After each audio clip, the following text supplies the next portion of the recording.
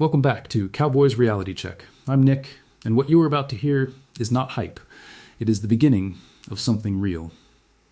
Day 1 of Dallas Cowboys rookie minicamp is officially in the books, and for the first time in what feels like forever, walking out of a day like today does not feel like a grind.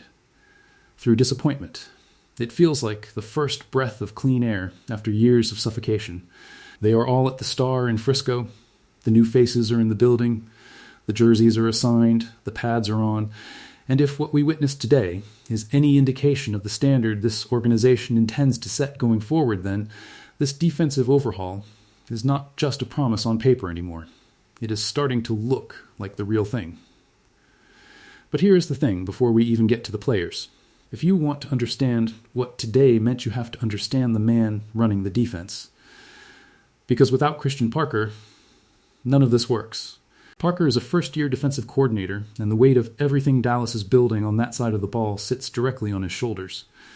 This is a man who came from Philadelphia, where he helped construct one of the more sophisticated defensive schemes in the league, and when the Cowboys brought him in, they did not bring him in to be a caretaker. They brought him in to be an architect. And today? Today was the first day he got to put his hands on the raw material, and this is where it changes.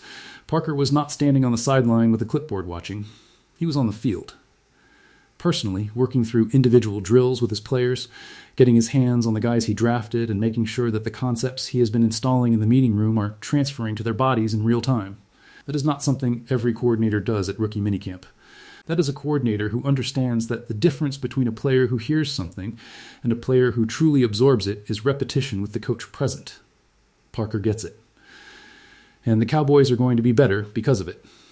Now let me say this about where Parker's defense is headed. When he arrived in Dallas, he was crystal clear about what kind of scheme he wanted to run. Multiple, flexible, disguised. A defense that attacks offenses from different angles and never gives a quarterback the same picture twice. That is the vision. And everything Dallas has done this offseason, every player they have drafted and every trade they have made has been constructed to serve that vision.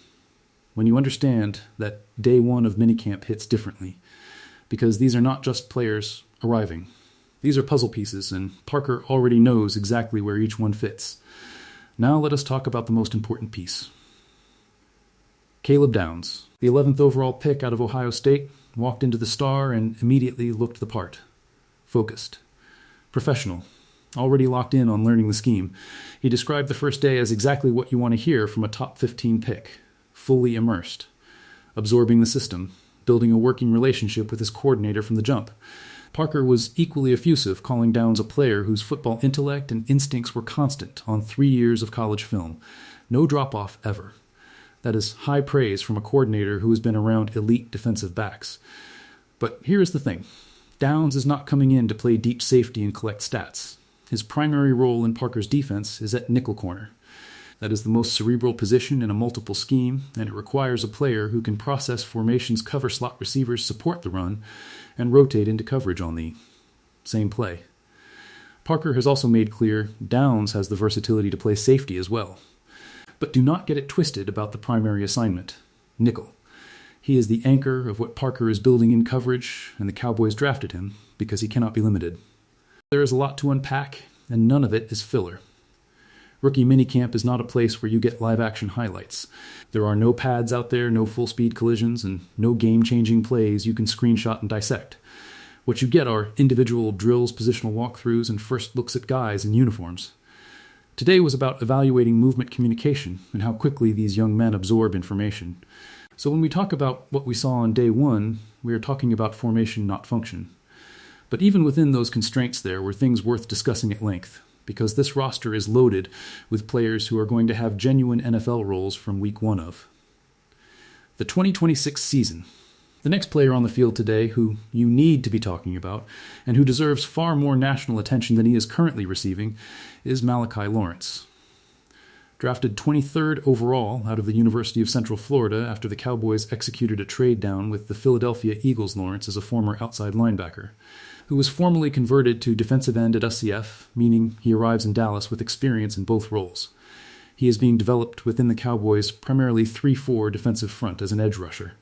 At minicamp today, Lawrence spoke about working closely with pass rush specialist Brandon Jordan, who served as a consultant with the Denver Broncos over the last 2 seasons while. They led the NFL in sacks back-to-back to develop his technique and expand his pass rush repertoire. That partnership alone should excite Cowboys fans. Lawrence has prototypical size and length and explosive first step, and a motor that allows him to hound scrambling quarterbacks. His speed-to-power conversion will be something to watch as he faces NFL tackles for the first time, but the tools are legitimately first-round caliber. And here's the thing. Lawrence also gets a significant emotional boost from the reunion with assistant defensive line coach Demetra Brim, who coached Lawrence at UCF and was brought to Dallas by Christian Parker. That kind of familiarity in a new environment matters more than people give it credit for, and Lawrence has already spoken about how much it means to have a familiar voice in the room as he navigates this transition. Lawrence also enters the picture at exactly the right moment. With Rashawn Gary anchoring this defensive line there as a role waiting for Lawrence to grow into and eventually thrive alongside him. The Cowboys desperately needed pass rush talent after the Micah Parsons trade to Green Bay, and Lawrence is the long-term answer the franchise has been building toward. He is not a finished product yet. No rookie is. But the ceiling on this player is exactly what you want from a first-round investment. Moving to the third-round pick, and another player who stood out today both physically and through his positional work, Jaishawn Barham out of Michigan. Now let me say this clearly because there has been some confusion about how to categorize Barham. He is not a traditional off-ball linebacker. He is a versatile edge rusher and rush linebacker hybrid who has moved to a full-time edge role in his final season at Michigan and produced 10 tackles for loss, 4 sacks, 21 pressures. Dallas drafted him to play inside and outside, to be moved around Christian Parker's front, and to be a problem in every down and distance situation. That is an incredibly valuable profile in today's NFL. Barham entered Michigan as a freshman All-American and led all freshmen in the country in tackles. He went on to become a 4-year starter for the Wolverines. He is physical and aggressive downhill, and he attacks the line of scrimmage with authority. He has the athleticism to hold up against running backs and tight ends in coverage. He changes the tone of a defense. And this is where it changes for the linebacker group as a whole. Think about what this front looks like with D. Winters traded from San Francisco and already talking about his excitement at being back home in Texas alongside Barham and DeMarvion Overshown. That is a group with genuine NFL starting potential, and Barham is going to push whoever is in front of him from the moment OTAs begin. If Damone Clark misses time at any point in 2026, do not be surprised if Barham is already prepared to step in. Fourth-round cornerback Devin Moore, out of Florida, was also on the field today, and he brings one of the more fascinating profiles in this draft class to the Cowboys. Moore is a boundary corner. Long, physical, press-heavy, and built to match up against number one wide receivers on the outside. At 6'3" and 198, he has the size to play at the next level, and he came out of the sec, which means he faced NFL-caliber receivers every single week. He was outspoken after receiving the draft call, telling the Cowboys flat out that they had just picked the best corner in the draft on day 2. That is exactly the kind of confidence you want to see in a fourth-round player who needs to come in and compete immediately. Moore also carried a built-in comfort factor walking through the doors of the Star as second-year linebacker Shamar James, his former Florida teammate from the same recruiting. Class was there to help him begin acclimating. That connection matters. With Deron Bland coming off back-to-back injury-riddled seasons, the Cowboys need cornerback depth in a serious way. Moore is not just depth. He could develop into a starter before this season is over. Then you have L.T. Overton, the fourth-round interior defensive lineman out of Alabama, who arrived at the Star with a chip on his shoulder and a specific message for anyone questioning his value on this roster. His message was simple and direct. Put him anywhere on that 53-man roster and he will show you what he can do. That is the mentality this defense needs from its depth pieces.